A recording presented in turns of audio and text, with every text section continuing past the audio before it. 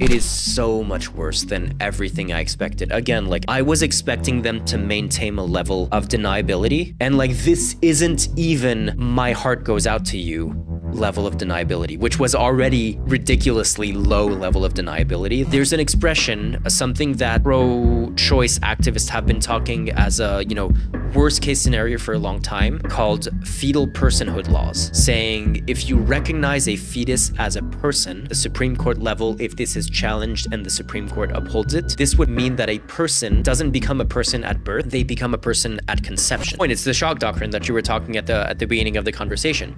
I'm like, if this was the only one that he signed, I would be like, holy shit, that's insane. But considering everything else that we've been reading for the past 2 hours, yeah. Let's get into the executive orders, I guess. Like, let's get started on the meat of it. So okay, we have the thing here. Yeah.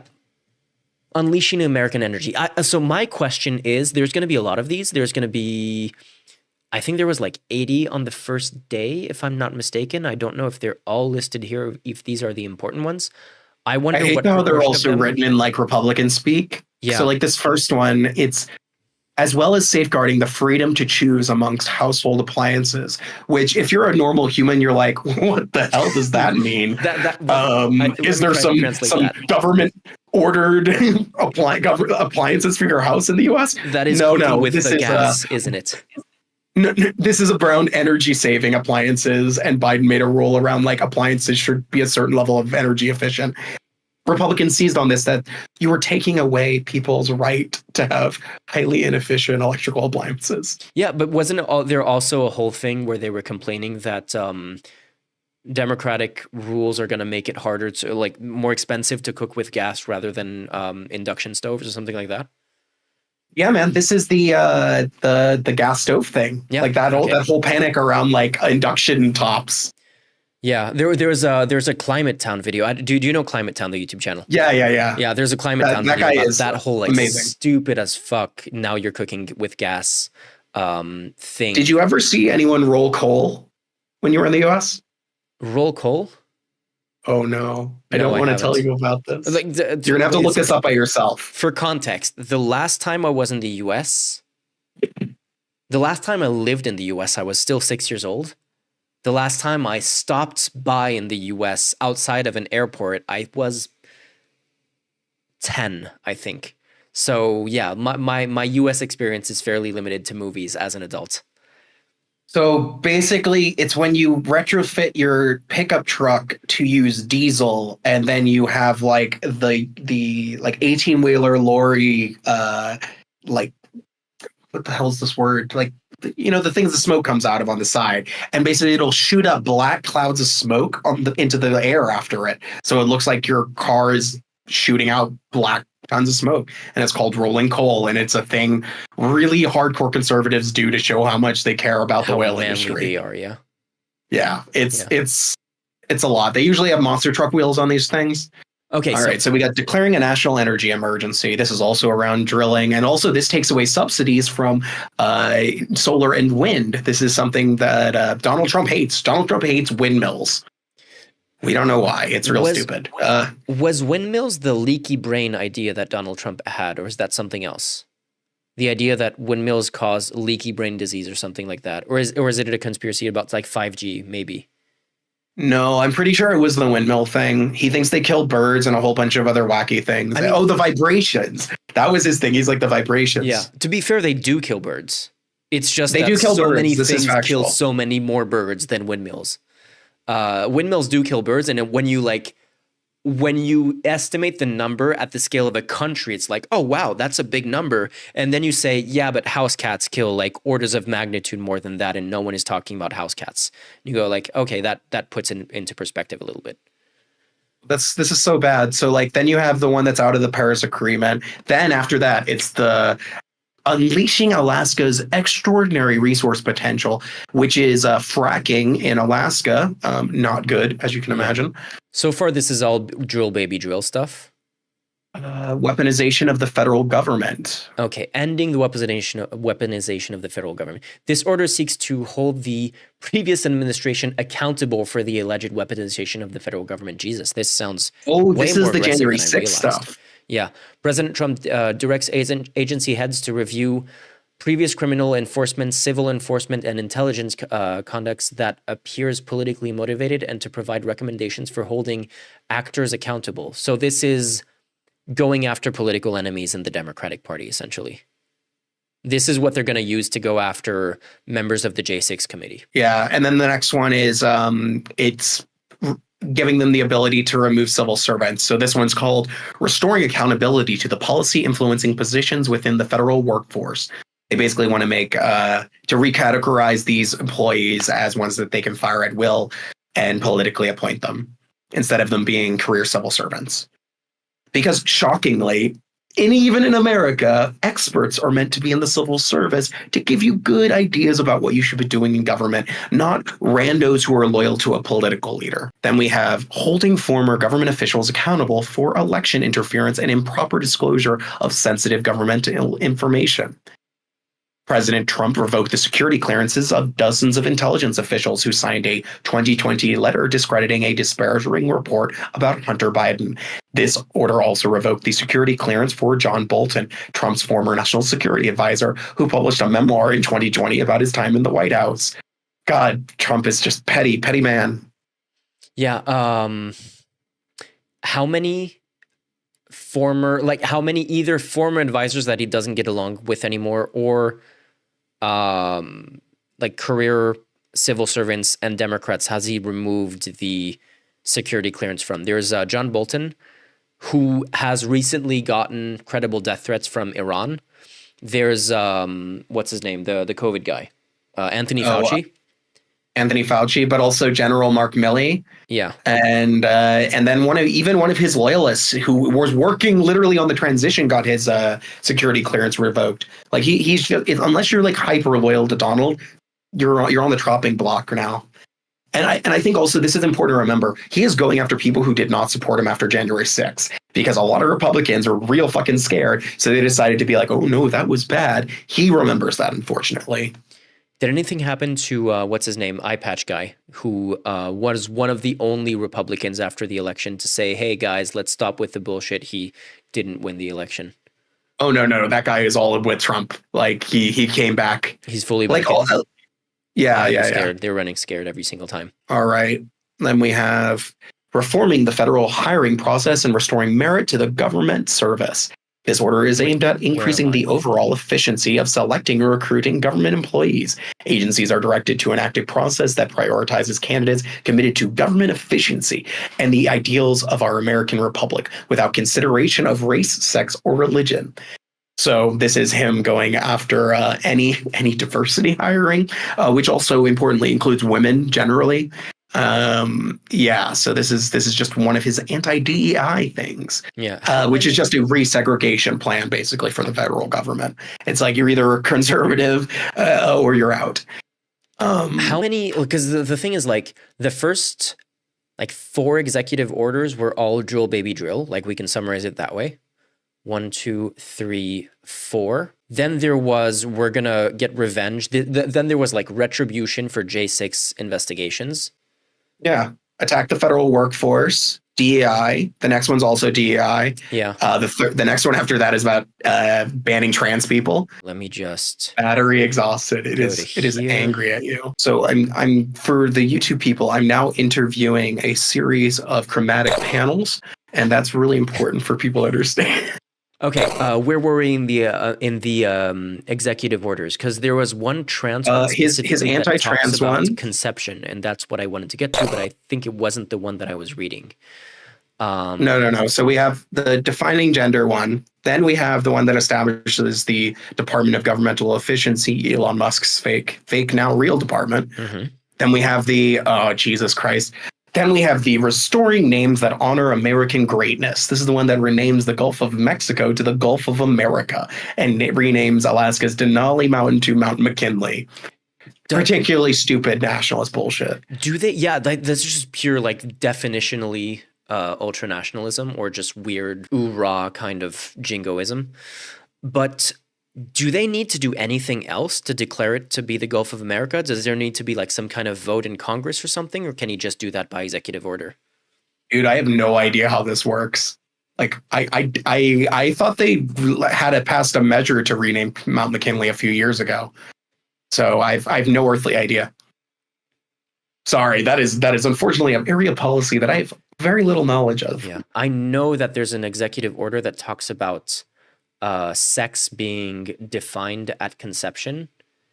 And that is really something to put a flag in for when this eventually goes to the Supreme Court, because that could be incredibly dangerous for abortion rights at a federal level if that executive order gets recognized. Designating. Oh, dude, this is the other crazy one. The designating cartels and other organizations as foreign terrorist organizations. Yeah. This is his legal mechanism to justify invading Mexico, which is something they are very actively and consistently talking about. That is a serious Trump plan that he plans. Does this mention Greenland? And it mentions Panama. I know that. Panama. No, it doesn't. Okay, there's no Panama executive order. Greenland. I know that he mentioned Panama in his inaugural speech. I don't think he mentioned Greenland, though. Restoring the names, restoring the freedom of speech, ending... what's this thing about restoring freedom of speech and ending... what did I do? And ending federal censorship. What federal censorship are they talking about? I don't know. You'd have to read that one. In this order, President Trump asserts the federal government's commitment to the First Amendment's right to freedom of speech and bars federal employees from interfering with that right. The order also directs the Attorney General to investigate and seek remedial actions for the federal government's activity in the last 4 years that were inconsistent with this order's promise. Just the last 4 years, because what about the next 4 years? Janine Jaleva saying, was the Gulf of Mexico at conception, though? I don't think there was an America at conception, to be fair, for the Gulf. I mean, there was only on Mexico. Okay, so America First Policy Directive to Secretary of State. This order directs the Secretary of State to issue State Department guidance advancing America First foreign policy through the agency's policies, programs, and personnel and operations. The directive cites the need for championing the interest of American citizens above all else. It does not describe specific programs or policies that would meet this purpose. Championing the interests of the American citizens above all else. So human rights, fuck that. Which, to be fair, the US has always been hypocritical in human rights, but now it's not hypocritical anymore. It is openly saying that's not a problem. It's America first. It's American citizens over anyone else's human rights. Yeah, this is also his anti-ICC measure. Because one of the biggest things he campaigned on is that no American should ever be brought before the ICC.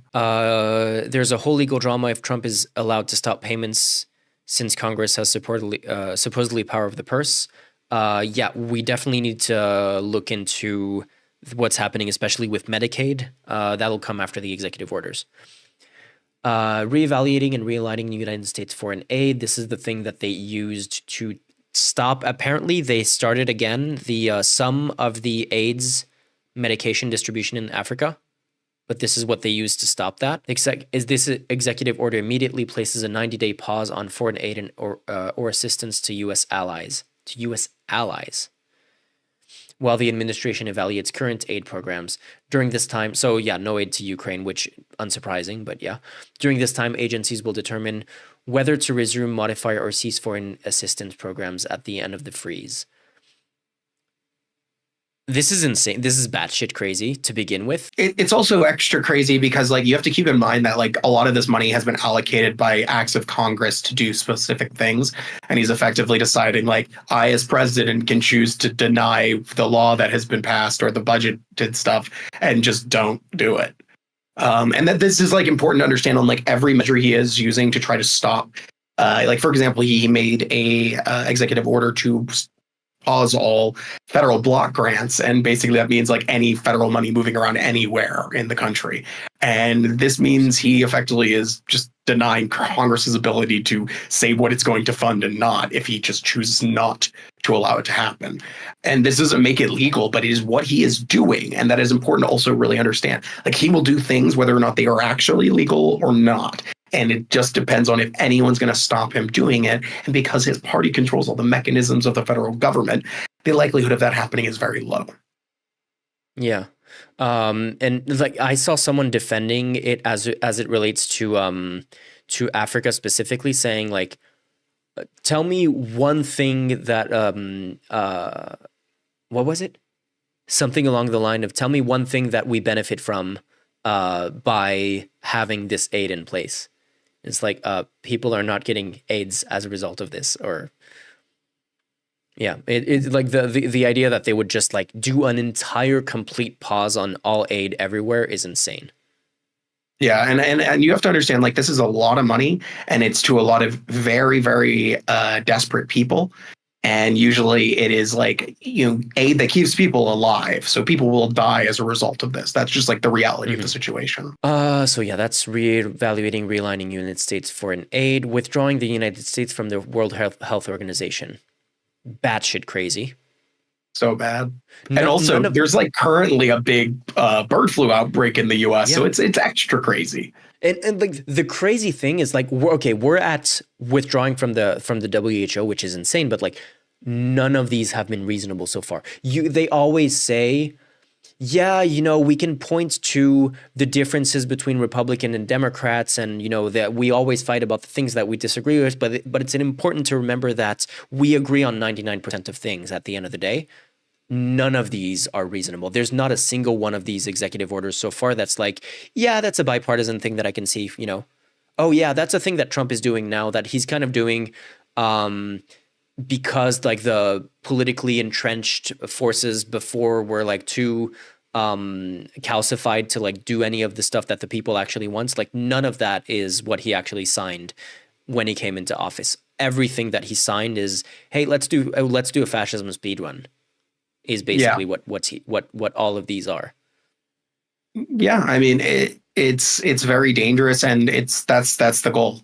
I mean, you can see this in like the next one pretty clearly, clarifying the military's role in restoring the territorial integrity of the United States. I mean, this is also like authorizing the U.S. military to go into other countries, and this is like a return to like 1980s style like U.S. interventionism. And for all the people who were like, "Oh, Trump is the peace candidate," you're out of your damn minds. Yeah, Noah saying the White House just rescinded the memo on freezing funding and grants, which, yeah, like thanks to pressure, that is, I guess, a positive thing. But still, they're just going to try and do it again. That's the thing. They did the same thing with the Muslim ban. Exactly, the Muslim ban. Like they're going to find another way to word it, another way to like nibble around the edges to make sure that it fits within their agenda, and then they're gonna do it again for sure. Let's see. We have the next one is realigning the United States refugee admissions program. So this suspends all refugee admissions and applications after January 27th, and then makes every single decision on it a matter of joint approval by the Secretary of State and Secretary of Homeland Security, meaning individual approvals for asylum are going to be a cabinet level decision. That is a absolutely bonkers thing, and creates a situation where basically those two guys can decide that nobody except for people Trump likes can come in. And that's a problem. A big problem. Yeah, I mean, like also the scariest thing about the dismantling of the global asylum system, not just in the US, but everywhere, has been that like at some point, if things get really, really bad in the US, they're going to need to seek asylum in other places, but these systems have already been dismantled. I wanted to call a bunch of embassies in the in the EU and ask if people can qualify as asylum seekers from the US in European countries right now.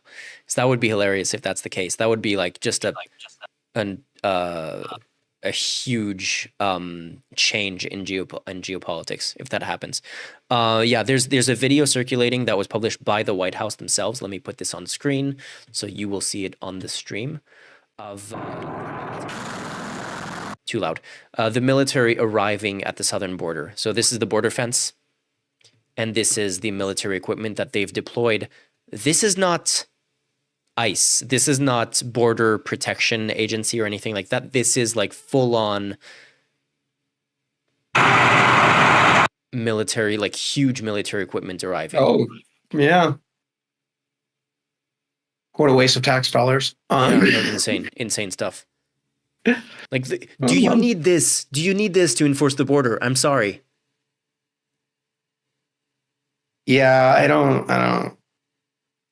You know, one of the things they were talking about on Fox News yesterday or the day before was like, yeah, we're moving down anti-aircraft batteries into the southern border. And I'm like, what fucking Air Force do you think random people crossing the Mexican border have? Like, Yeah. what world are you living in? Is there going to be like dogfighting between? Don't you know about the F-16s the cartels have? Yeah. Like, Like they're not crossing the border with helicopters. They're crossing the border with tunnels. What are you doing with your big ass like Halo helicopters or whatever? look, Cocaine Bear told me that moving cocaine in a plane is not so easy. What's the name of the Tom Cruise film that is about moving cocaine in a plane? Because I have a good counter argument to that. I mean, these days, that was the 80s. It's very different. But yeah, I mean, this it's real dangerous. We're gonna see some military conflict soon, and like Yeah, this year, I wonder because 100%. there was so much. Yeah, but no new wars during his first term. Apologia ahead of the election, and even now, what happens when there starts to be new wars?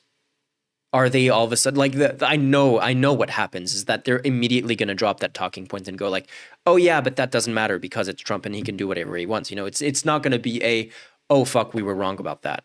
So maybe like two people of all of Trump's base, two people are going to go, oh shit, well he actually started wars. That's not good. But there's just going to be an overwhelming like cult mentality of, yeah, but it's Trump, so he can do it. So we're fine with this war is okay. We just weren't happy with the no new wars of the previous things that we were talking about. Yeah. The next one is unfortunately the protecting the meaning and value of American citizenship, the one that Trump is attempting to strip U.S. citizenship from millions of people. And this one's particularly insidious because it's written in a way that requires both of your parents to either be U.S. citizens or legal residents, which means it also applies to people who only have one of their parents being one of those. Yeah, and it gets even worse than that.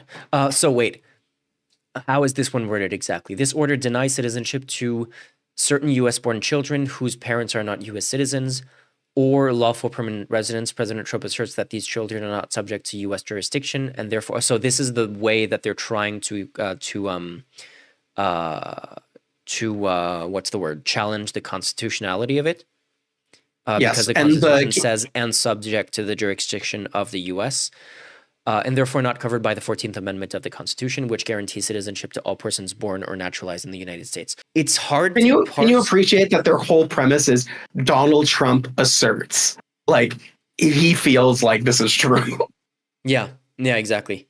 That's it. Like That's it. That's all I got. From his like constitutional expertise asserts. Don't you know that Trump has for long years waxed poetically about his constitutional philosophy? Exactly. So effective in 30 days. So presumably this would not apply to people who already have U.S. citizenship. Would they retroactively be challenged for that? Are they going to have their passports taken away? I'm assuming not. If he believes they never had it, like the right never existed. Yeah, fair. I just do you don't imagine see how they would fight that though? I mean, maybe. Do you imagine Stephen Miller doesn't mean that? Like that's who we're talking about. He wants to kick out millions of people. Mm-hmm. Also, they've already tried to deport U.S. citizens. Like that's not something that hasn't already happened. I wanted to pull this up on screen. This is horrible. On screen anyway. Excluding Indians, Trump admin questions Native Americans' birthright citizenship in courts.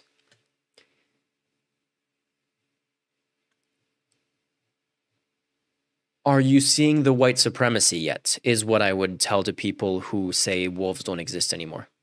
So in the Trump administration's arguments defending his order to suspend birthright citizenship, the Justice Department called into question the citizenship of Native Americans born in the United States under the 14th Amendment, citing 19th century law that excluded Native Americans from birthright citizenship. In a case on Trump's birthright citizenship executive order coming out of Washington, Justice Department attorneys quote the 14th Amendment, which reads, all persons born or naturalized in the United States and subject to the jurisdiction thereof. That's the part that they're trying to finagle around to deny citizenship to undocumented immigrants born in the U.S. Are citizens of the United States and of the state wherein they reside, and hang their and hang one of their arguments on the phrase subject to the jurisdiction thereof. Under the plain terms of the clause, birth in the United States does not by itself entitle a person to citizenship. The person must also be subject to the jurisdiction of the United States, the filing reads. The Justice Department then goes on to cite the Civil Rights Act of 1866, which predates the 14th Amendment by 2 years. Let me skip ahead here. This is so evil, man. Yeah, it's just like purely, okay, the US is a white nation and we're gonna challenge the citizenship of anyone who isn't white, basically. Specifically cite a section. So basically the argument is like, if you have tribal sovereignty, you have no rights in the United States. That's like the short version of it.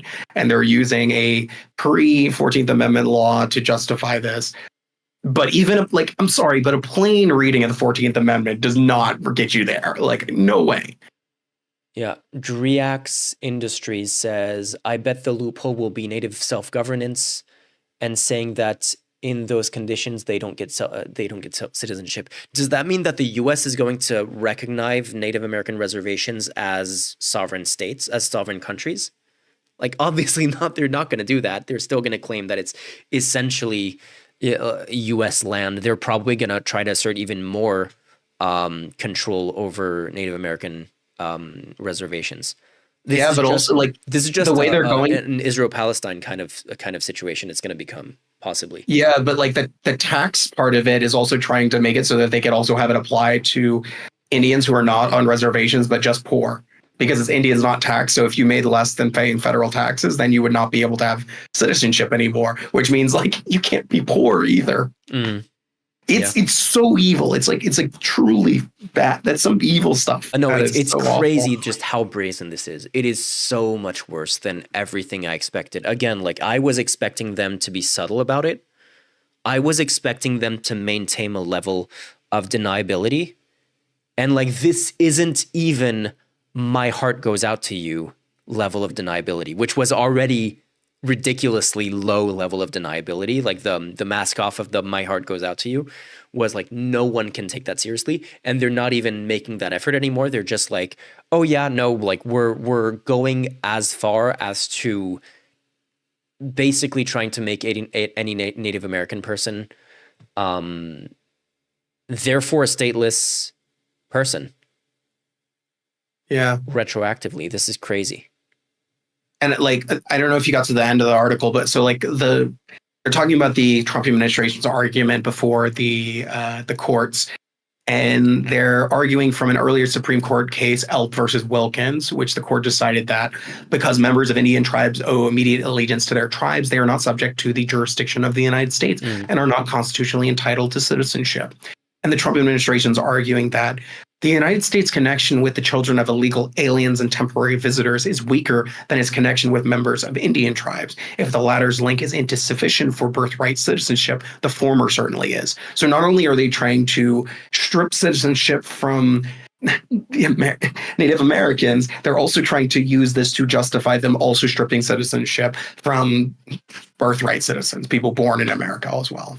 Yeah. And that's just so much worse. That's so much worse. That's so bad. It's like using one bad thing to justify the other bad thing you're doing. Yeah, I have Janine Jaleva saying, absolutely despicable. I heard some Native Americans online say that they are making them choose between citizenship and tribe affiliation. If a tribe doesn't have members, they can desecrate the land. Yeah, I think that was the idea of that with a typo, unless I'm mistaken. Then there's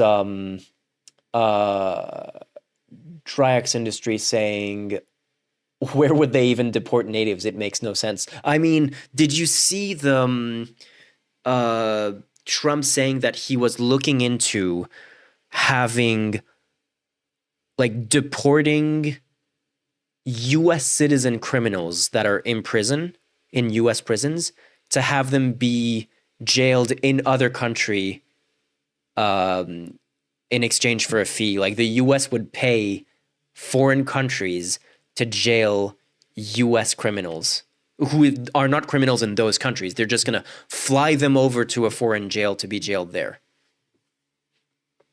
Yeah. So we've just decided that we're doing the Rwanda plan, but for criminals now, paying other countries to deal with our human Janine saying to problems. take back the sacred land. Yeah, my bad. I misread that. Yeah, no, it's crazy. This is crazy stuff. This is maybe one of the. I can't even say this is the worst one yet because they're all insane. But this is definitely in the top 3 of the ones we've read so far. Yeah, we're only like halfway through this Yeah, list, by the exactly. way. That's the scary part. Where were we? Oh. This was protecting the meaning and value of U.S. citizenship. And we have secure our borders. This is one to build the border wall, which I thought Trump already built in 2016, but I guess he didn't. Yeah, but Mexico didn't pay for it yet, so now they're gonna have to do it, I guess. Yeah. More wallier. This is a joint state and federal effort to cease and prevent future immigration at the southern border. I mean, if you have helicopters, do you really need a wall? If you have drones, do you really need a wall? If you Yeah, have a true. desert, do you really need a wall? More importantly, the next one is restoring the death penalty and protecting public safety. Basically, the U.S. federal government has had a quite long moratorium on, executions. Unfortunately, the death penalty is still very much legal in the U.S. And Donald Trump just wants to kill a bunch of people, so he needs to make it active again. And also keep in mind, the U.S. has like a very high proportion of people end up being innocent who are on the on death row. So it's like it's just immoral on every level because yeah. Even if you don't, which like I think that it doesn't matter. Like I don't think the state should be killing people no matter what. And like there's so many there, like every argument for the death penalty falls flat in the face of just the facts. It's more expensive to kill people because they are entitled to a certain number of appeals to try to assert or to prove their guilt before you kill them. It's more expensive to kill them than to keep them in prison for their entire lives, which, again, both of those options are pretty horrible. But like in some cases, there are people that you can't release, but again, it is more expensive to kill them than to keep them in prison for their entire lives. So on an economic level, it doesn't work. On a deterrence level, it's been shown to not be effective. On a moral level, it doesn't work. But it also creates a norm that the state can kill people. And yeah, that's what I mean like, on a moral level. Like so much of your society has to be geared towards like keeping up the state's capacity to kill people. And you see that right now in the problems with people. Like in the US, lots of states don't have a supplier to do their chemicals to execute people. So now they're using like knockoff brands and having horrific that are outcomes. Not working, that are like the people are just like suffering and like surviving the lethal injection until they just die of other causes, but like the if you don't care about any of the arguments that I gave before, the rate of people who are later proven innocent should be the ultimate defeater. That should be the one that you go, oh yeah, fair enough. Like if that happens on a regular basis, then we should stop doing it. There's just no argument for that anymore at that point. Drax, yeah, I totally think that this is. I said earlier in the chat, like this is the shock doctrine. You have to do it fast and heavy and nonstop because it makes it impossible to fight back against. It makes it much more difficult. And this is like one day. This is January 20th alone, and that is how you disrupt and destroy a state. You smash it repeatedly, nonstop, and don't give your opposition any time to respond. Yeah. Jules Costa saying, what if it gives the families of the victims affected closure? Okay, if there are definitely people, like if you ask a random father, what would you want to do to the person who hypothetically grapes your daughter? And you would get a very, very graphic depiction of what that father would want to do. Would you argue that it would give that guy closure if the government did that instead of himself? Like, no, like I'm sorry, but the family doesn't get to, like, the people who should be the least qualified to decide what happens to the perpetrator are the victims, the families of the victims, because they're going to have insane standards for what is fair to happen. They're not in a, that's why that's why the jury at a trial is not the families of the victims. It's supposedly detached people who are going to have a fairer sentence in mind. So no, I don't think unfortunately for them, I don't think closure is enough of an argument, because that would just give you eye for an eye, kind of like Hammurabi's code We shouldn't have approaches like a state enforced to revenge justice. Yeah, culture. exactly. Yeah. All right, let's get back to this. Designating cartels and other organizations as foreign terrorist organizations, and specifically designated global terrorists. This is again stuff to set up invading Mexico. Yeah, not good. Protecting the United States from foreign terrorists and other national security threats. I believe this is the Middle East one. It's basically the same version. Gray Nightingale is saying, actually, prosecution doesn't like to ask families of victims if they are against punitive justice. I'm guessing because very often families of victims are like, just want to move on, and a lot of people are against punitive justice. So that would kind of undermine their case for maximalist sentencings. But yeah. All right, so this is creating a new stringent immigration process for people seeking a visa or applying for a refugee status. Which it one foreshadows the suspension of all immigration from certain countries and encourages the removal of non-U.S. citizens within agency discretion. The order also calls for assimilating new immigrants by promoting a unified American identity. That doesn't sound horrible at all, does it? Yeah. I wonder what the Donald Trump unified American identity is going to be like. And do you imagine you and I are part of that unified American identity? Exactly. And what is assimilating going to look like for, say, for example, Native Americans, who are apparently no longer citizens under a previous order that we read? What does assimilating look like? Because we had examples of that not too long ago when they dug up a bunch of like mass graves basically in Canada. Well, I imagine it looks something like 50 Shades of Orange, but yeah. All right, then we have our executive order protecting TikTok and also overruling an act of Congress that was upheld by the Supreme Court. Hey, we have to salute our TikTok overlords right now. This one we support, don't we, theoretically? It is an ultimate don't hate the player, hate the game. Like, they did play the situation well. Anyway. Initial rescission of notification on TikTok, which we didn't get because we're in Europe, but which we saw screenshots of, the notification saying, "Oh, we're back online thanks to Trump." Yeah, it's just like, holy shit! The interplay of Trump doing that for exactly that reason, and TikTok giving him the win as the just like the biggest in-kind campaign donation of anyone ever. Crazy, right? Yeah. Yeah. All right. Then we have initial rescission of harmful executive orders and actions. This basically evaporates the Joe Biden presidency. The next one is the designation of Ansar Allah as a foreign terrorist organization. This is one of the Houthis organizations. Yeah. Okay. This one is one that this is the first one that I'm like. This is like a normal. Yeah. This is a normal order. Like you can dispute this one, but it's not insane at the level of we're going to challenge the citizenship of Native Americans. Like, considering that Ansar Allah's slogan is something like "Death to America and a curse on the Jews," it's not too surprising that the U.S. would consider them terrorists. You can like dispute some of the nuances around like the definition of terrorism and why they're doing what they're doing right now or what their stated claims are. But this one is kind of an kind of expected move by any U.S. president. For once, this is, of all the ones that we've read, this one is kind of in that realm. It was importantly also the first of our non-January 20th orders. Fair so enough. That was January 22nd. We're moving forward in time now. Yeah, we're not even going to go through the 78 executive orders that Trump rescinded from Joe Biden. My understanding is one of these is an executive order that puts some kind of limitations or some kind of regulations around AI, generative AI, like for stuff like revenge porn or disinformation and stuff like that. All of that is gone now. I think there's still a law on the books. I don't know if it ever passed or not.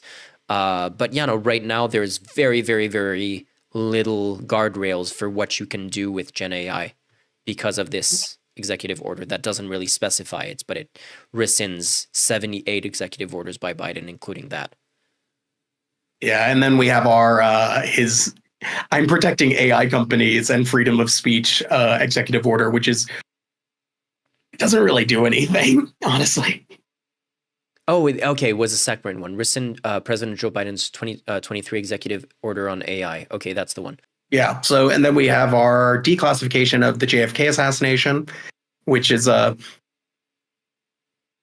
maybe more normal than not normal, but still a bit bizarre, but whatever. Yeah, it's interesting that this is the one where, there were three things that they were calling for declassification. There was JFK. I don't feel like the Martin Luther King documents were much of a topic of discussion during the campaign. There was declassification. They were talking about declassifying UFO stuff. And obviously, this was the big one because it's the most recent. They were talking about declassifying Epstein files. Interesting that he hasn't done that, isn't it? Well, he might be in that one.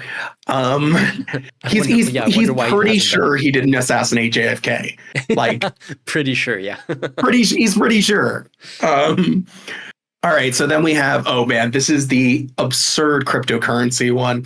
So this is the strengthening American leadership in the digital finance technology. And this basically is to create a board that will allow cryptocurrency sector leaders to regulate themselves. This is the short version.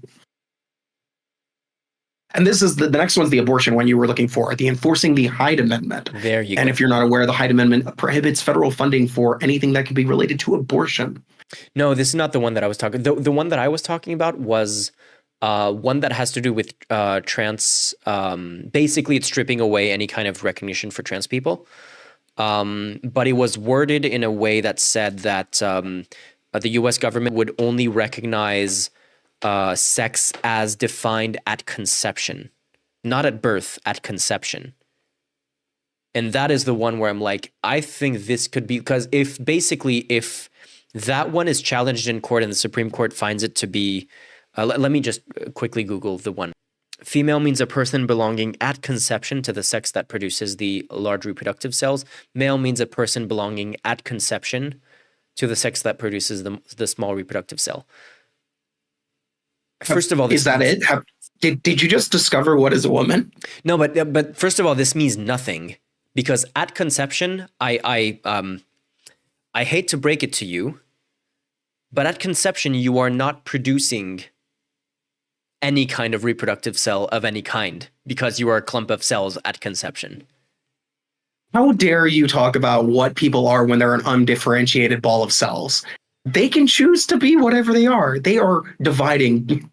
So the thing is, this is kind of, it's even a confused definition, because Jules Costa is saying, but if this says at conception, does that make everyone female by default? So this is a little bit more complicated. So because this is mixing in a bunch of different ideas. So the thing is, the way that a fetus develops in the womb, by default, a fetus is first develops female characteristics, and then later on, I don't remember which stage of development, if they have XY chromosomes or if something abnormal, unusual happened, they develop, external testicles and all of that. They turn later on in development into a male fetus.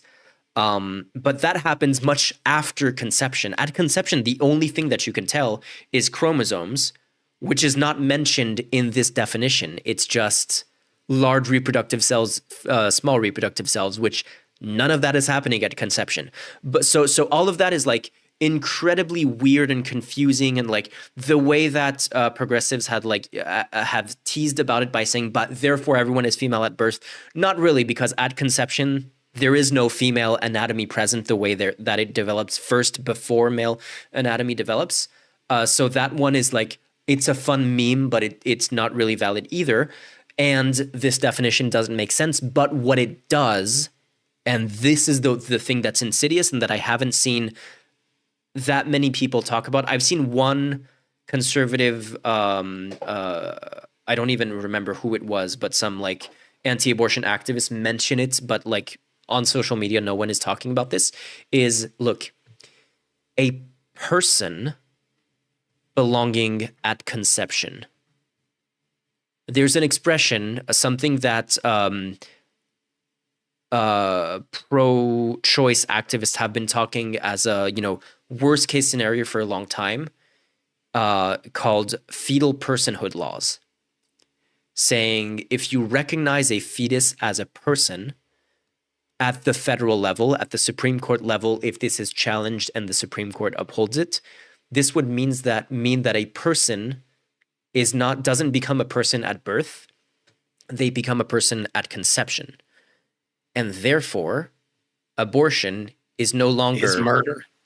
Exactly. It's no longer a healthcare that is like debated state by state. This would recognize abortion federally as murder in every case, always. So yeah, life begins at conception is one thing that they've been saying for a long time, but this is personhood begins at conception, and that is way more like legally relevant because it means that terminating a pregnancy is not just abortion, which can be legal or illegal depending on your state. Abortion becomes irrelevant. It becomes legally classified as murder. And also just abortion, anything that could relate to the fetus dying. Yeah. And this becomes a way bigger problem. Mm-hmm. Yeah, no, it's so fucking scary, and this needs to be the thing that people, rather than like memeing, which is kind of funny, the idea of like the large reproductive cells that the fetus is producing at conception, which doesn't mean anything, or the fact that no male anatomy exists until like much later in development. All of those can be funny memes, but like this is not a memeing situation, because this could become the precursor for abortion being basically punished by the death penalty, possibly as murder in the United States at a countrywide federal level. It's terrifying implications, exactly. I also might be like a bit of a stick in the mud here, but there was a time for detached irony and memes and making like light out of it. Sometimes we shouldn't, like really actively, like we should really just like accept something's really horrible, and we just got to keep moving. Like it's like he said, like the memes are a little funny, haha, but like it hides and deflects from like the reality of the situation that we need to be addressing. And I think we had many, many years where we got to have detached irony, and it got us in this place. And we need to like let go of a little bit of that. Yeah, so there's a couple of questions. Janine saying, does that mean that the murder of a pregnant woman counts as a double murder, as a double kill? Possibly, yes. That yes. Might already be the case, actually, I'm pretty sure it already exists. Yeah.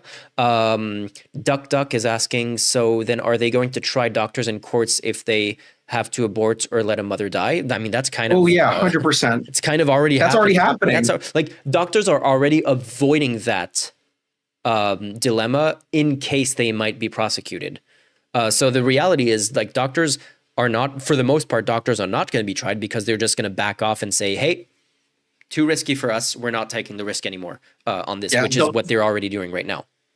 The moment Roe versus Wade got banned, that started happening. And that's been going on for now more than a year. 2 years now. I don't know how long ago that was. My time frame is a little warped.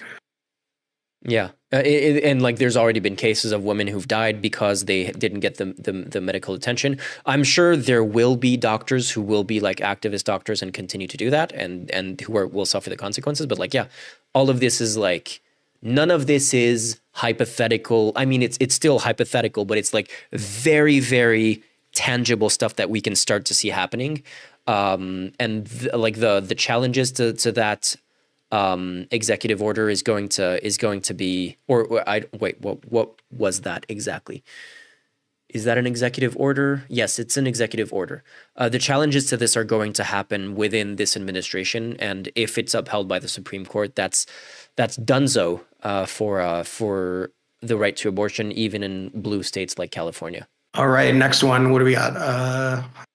Hyde Amendment. Oh, so this emergency water one just like drives me nuts. So this has been all Trump people have been talking about the last like day and a half, is that they turned the water back on in California.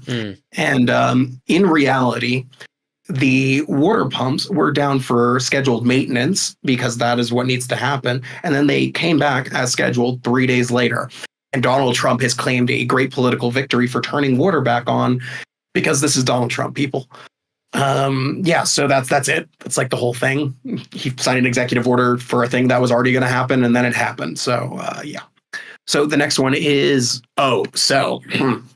he wants to get rid of FEMA, the Federal Emergency Management Agency, and this is absolutely insane because every U.S. state has natural disasters, and not like little ones, like serious natural disasters every single year. And he has decided that he wants disaster management to go down to the states, that states, if they're affected by a natural disaster, should help themselves. Mm-hmm. Now, if you understand how natural disasters work, you might be aware that it's really hard to help yourself after hurricanes knocked out all the electrical and you're flooded. Yeah, and this is the kind of Mad Max reality. Yeah, it's kind of the point of like, well, you know, the whole point of FEMA is like if a state is completely devastated, the entire state is devastated. That's the point of the other states chipping in. Like, you can't help yourself in that case. Yeah, it's ridiculous. Shockingly, this is the basics of how a government works, and they don't get it. The reality of how this would be applied, though, is that there will still be federal aid or government aid to states that are affected by natural disasters. It's just that now it's going to be conditional on those states doing stuff in exchange for it for the president, which is already happening with California right now. Okay, so the next one is one I think is hilarious, but it's also very bad, but it's hilarious at the same time. This is the Iron Dome for America to protect the southern and northern border from missile strikes from the countries you might know of as Canada and Mexico.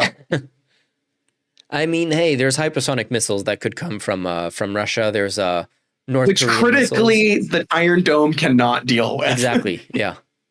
Not designed for ICBMs. Not a thing. Yeah, and the only U.S. territory that North Korea can hit is Guam, which I'm assuming the Iron Dome for America would not cover. Yeah. So anyway, the next one is the Restoring America's Fighting Force. This is the order states that the U.S. Army forces should operate free from any preference based on race or sex. It abolishes DEI offices and programs in the Defense Department and the Department of Homeland Security. It prohibits promotion of divisive concepts, including that America's founding documents are racist or sexist. Yeah, of course, that document that had slavery and, didn't allow women to vote or Native Americans, that right there was the pinnacle of equality. Not any of that woke stuff either. UGPY saying Yemen is going to target Iowa next. Yeah, no, like it's rewriting of history. It's the idea that it's what Elon Musk was telling the AFD. You need to move past your past guilt and stuff like that. It's like, oh yeah, slavery, the thing that still has real consequences on the generations that have come after. The thing that, the U.S. has never fulfilled, let alone defining reparations as we could today. The promises that the U.S. made to freed slaves at the time, which was, what was it, 3 acres and a mule or something like that? Yeah, 30 acres and a mule. 30 acres and a mule, that's the one. Never happened. And now we're like, oh yeah, by the way, all of that, we're just going to pretend. It's almost like it's no, because we can't even deny that we did slavery. What this is going to say is basically that slavery wasn't racist or something like that. It's just insane stuff. I mean, you see this in DeSantis's reworking of the education system in Florida, basically presenting slavery as a jobs program for Black people. I mean, that's I even had this kind of lost cause ideology pumped into me when I was going through school in the South. I mean, this is just trying to make it go national. The same thing they've been doing for decades. Let's see, what's the next one? Prioritizing military excellence and readiness. This is the banning trans people from the military one. Yeah. This order contends that service members with gender dysphoria and those with shifting pronoun usage or the use of pronouns that inaccurately reflect an individual's sex are unfit to serve in the military. Yes, because the most important thing is people's pronouns, not their proficiency at, being in the military. Yeah. I mean, especially considering just the diversity of the roles that you can do in the military, and like when Pete Hegseth was grilled on this, on his statements that women should not. Is it just for combat roles that he doesn't want women in the military, or Yeah, but I think he thinks generally that women are bad to be around soldiers in the military. Mm-hmm. That's his position. And then you get into this. I think the to go back to the executive order about gender identities not existing anymore, that also means that trans women are going to be in men's jails, which, yeah, I think everyone can see the horribly dark implications for that. Yeah. Where are we? And letting there this we go go. into This is our minor final one. institutions? Because we are feckless. I mean, like the Democrats just rolled over.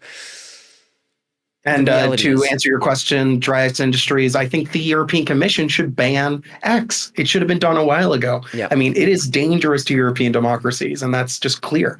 The UK should also have done this. It is within their power and authority to do these things. And not only that, in recent EU law in the Digital Services Act, X is breaching EU law that was just passed. So it's not like they have to make anything exceptional.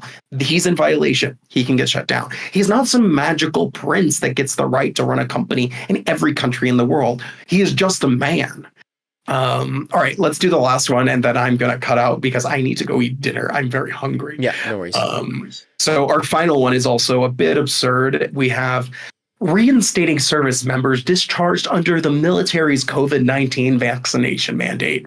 So what I love about this is because it presents a U.S. military that stops vaccinating itself. So it just goes back to massive casualties as a result of people dying of disease. It's a very return to form. Like a Panama expedition where everyone dies of yellow fever. Yeah, no, it's again, like I'm almost at a loss for words. It's at the point where it's like, this one is and we crazy. didn't even talk about the crazy fire everybody email. There's so many other things. Yeah. Or the snitch line that was set up for federal workers. Yeah, we didn't even get into that stuff. This one is crazy, and in comparison to the other ones, I'm just like, almost like, whatever. Nah. Like, which is the point. It's the shock doctrine that you were talking at the beginning of the conversation. I'm like, if this was the only one that he signed, I would be like, holy shit, that's insane. But considering everything else that we've been reading for the past 2 hours, yeah, is my only reaction that I'm able to have anymore. That's how bad it is. Yeah. And then there's more today. There was more today, and there's going to be more tomorrow. And that's the problem. We got years more of this, and we have to keep vigilant and constantly fighting. To anyone that's listening, go join a union today. Start fighting against this. It will come for you. MPG Alex saying, since YouTube keeps removing my comment, which I love that YouTube is flagging this, I'm gonna put it here in Discord. But you guys do not understand that slavery is good for the economy. Yeah, well, technically, yeah. I think Jon Stewart made that point in an interview once when they were like, so his interviewee was talking about how like capitalism was better at determining what was good for everyone, etc. And Jon Stewart was like, you know that capitalism has no fundamental mechanism to make slavery illegal. That is purely a government thing, because under capitalism, slavery was a good thing. That is just a government thing determining that the priorities of capitalism did not align. In a lot of cases, the priorities of capitalism do not align with the priorities of human rights and just like human civilization, basically. And I think it's really fundamental to understand all of the fascist systems from the first wave of fascism included a heavy amount of slave labor. Slave labor was vitally important for every economic situation that happened, both under Mussolini and under Hitler. That is just how their economies functioned. So if you don't think slavery is going to be coming back and forced labor in a big way, I got two things to tell you. You're wrong. So, yeah, executive order called Protecting Children from Chemical and Surgical Mutilation. How is this worded? I, the authority vested in me as the president by the Constitution and the laws of the United States of America. Jesus, this is Yeah, we're not going to read the entire thing. Is there a summary of this? Section 1, policy and purpose. Medical professionals are maiming and sterilizing. Okay, this isn't even worded in legalese. This is just Trump language on an executive order. Across the country today, medical professionals are maiming and sterilizing a growing number of impressionable children under the radical and false claim that adults can change a child's sex through a series of irreversible medical interventions. This dangerous trend will be a strain on our nation's history, and it must end.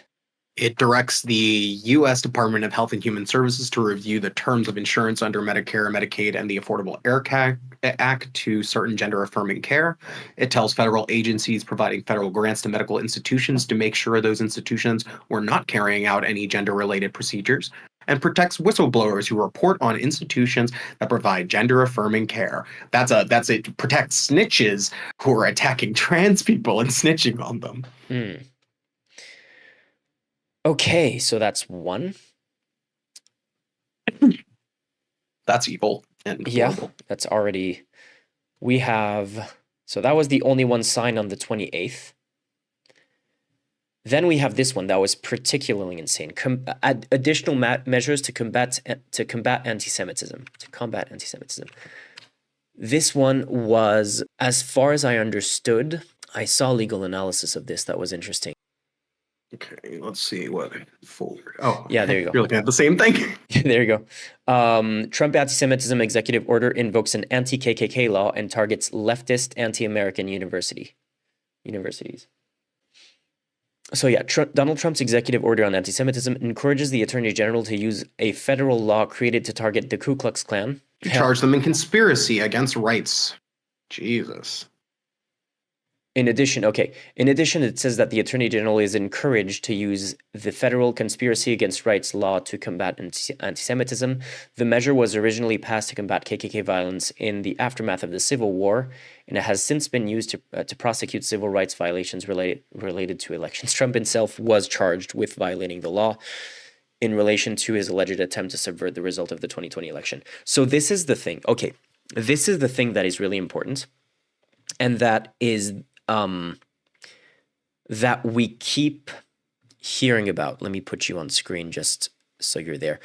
This is the thing that we keep thinking about as just part of how democracy works, is that every time we pass a law that is supposed to be like, oh yeah, we're going to do this to protect democracy, like the KKK, super fucked up people, we obviously don't want those people to like be able to do what they've been doing, so we're going to pass laws against that. And it's always the risk that eventually will be weaponized against, like if the wrong kind of people come into power, they can use those same exact laws. They don't even need to pass new laws. They can just reuse the tools that you built to combat them against you. And that is kind of the thing that is super blackpilling about democracy, because like, there's literally nothing you can do. If you just leave yourself wide open to any attacks on the institutions by not having any laws like that, then you're just going to die from like the attacks themselves. And if you build tools to safeguards against those attacks, eventually in a situation like this one, they just use the tools to lock you out of power once they've taken over. And it's just always the same thing. Like it's just the cycle keeps repeating. It's so frustrating. Yeah, it's absolutely grim too, and it's also just like this major problem, right? Like, because you do need a law to go after the KKK, and you do need to like be able to charge them with these things. So what do? Only have those laws exist for the moment you need them, and like it creates a lot of other problems when you start thinking about it. Yeah. It's a big security mess. So yeah, using KKK laws, anti-KKK laws to go against political enemies on like Democrats and quote unquote anti-Semitic, meaning pro-Palestine leftists. Is this also the one that is going to use to deport pro-Palestine immigrants on visas? Yeah. This is the one for removing students, like foreign students. Yeah. Okay.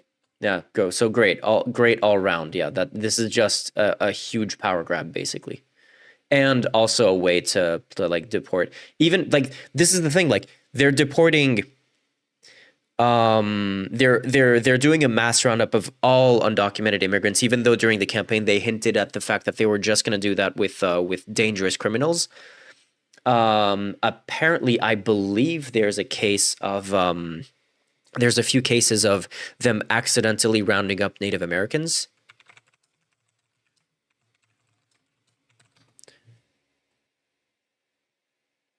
Yeah. Trump immigration raids snag U.S. citizens, including Native Americans, raising racial profiling fears. Of course, that's going to happen. So great, wonderful. Now they're also going to deport immigrants on visas that are here legally and use their political opinions to judge who can stay and who can't. And they're going to use anti-KKK laws to go against U.S. citizens based on their anti-Trump political opinion.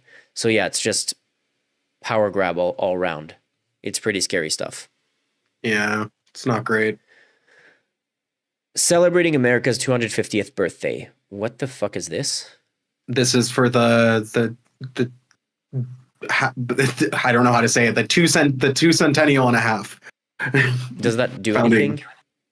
No, this is the only normal one. This is Okay. just like we're going to commemorate the anniversary of the country. Okay, skip. This I Yeah, think for this those is, of you who were not here at the last stream, for like every 20 of these, there's like one relatively normal one. yeah, I think this is the second relatively normal executive order we've seen, which is saying something. Out of a few dozen. Yeah, this is 44. Yeah. What a bad time. All right, let's see. Ending radical indoctrination in K through 12 schools. Fantastic. Radical indoctrination. I wonder if that's going to be, I don't know.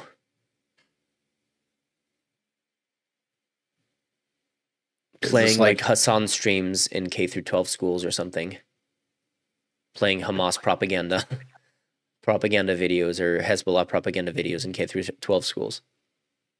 You mean it's not normal to have like Zapatista videos in your kindergarten? I thought that Yeah. was like, it was a normal thing.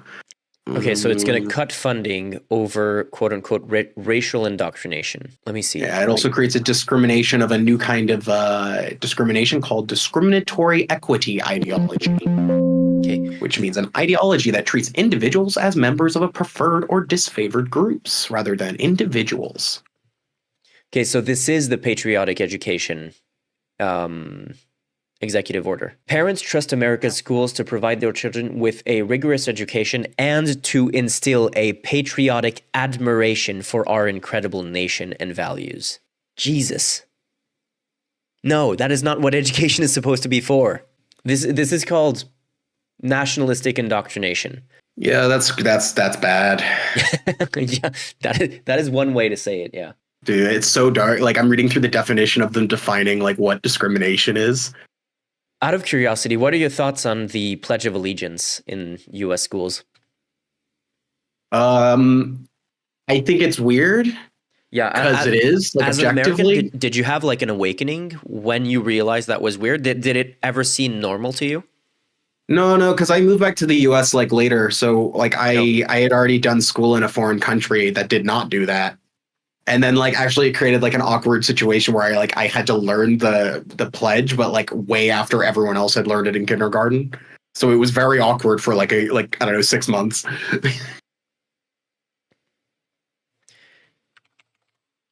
It's just very strange if you think about it. Yeah, no, to me, it's like, I don't think, like, when I was in the US, I was like, I stayed there until 7, and I don't think I ever even thought about it that much. But it's years later when in high school, I was remembering, like, when someone, like, mentioned the Pledge of Allegiance, I was like, oh, yeah, that's a thing. Jesus, that is unbelievably weird.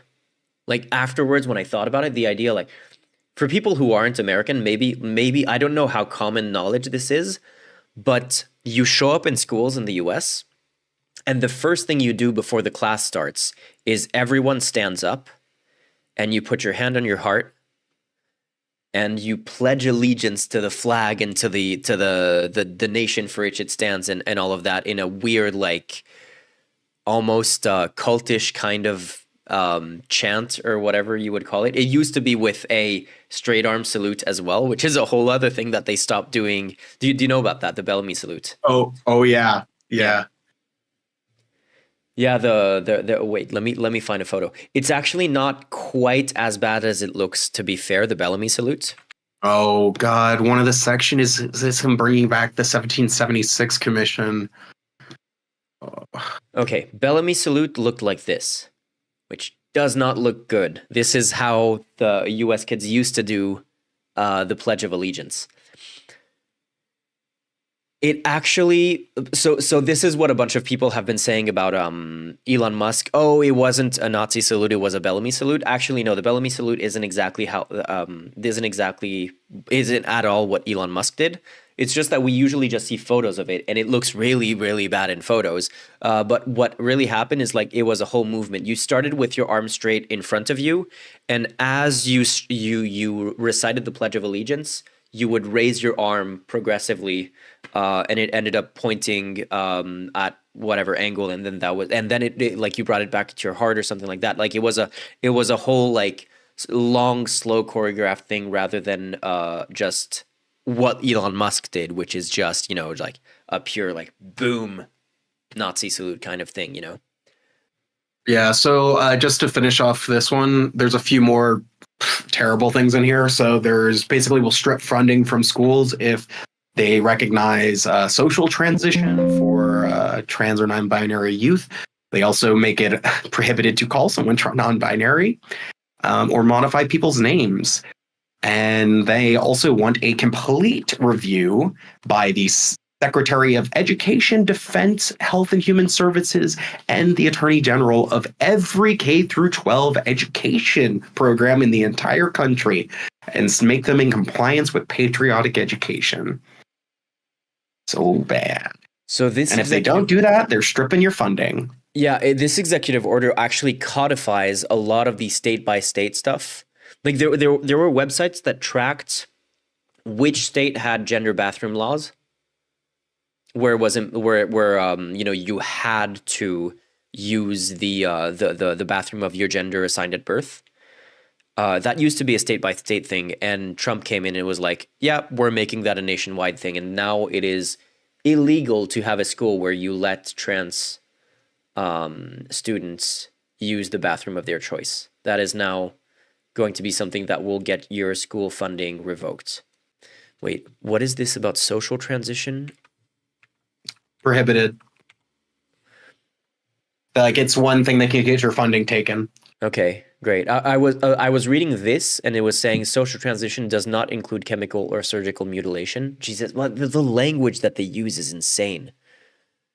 No, the reason they're saying it there is because there's another line that also goes in specifically for the surgical stuff, and also this just doesn't happen in the U.S. Like people who are minors don't have this surgery except for in very rare situations. Like surgeries are like bottom surgeries do not happen to minors at all, and top surgeries are incredibly rare. So that's not a thing that you need to pass executive orders for when it's like literally single digit or low double digit cases across the entire country. It's insane. The idea, so I read this sentence here. So social transition does not include chemical or surgical mutilation. And I thought they were saying something like, social transition can be acceptable because it's not a permanent thing. No, apparently, even that is also getting your funding revoked. This is just pure, every worst case scenario of literally rolling the clock back on this whole issue. How many decades is this going to roll the clock back on? Like early 1900s? Not even?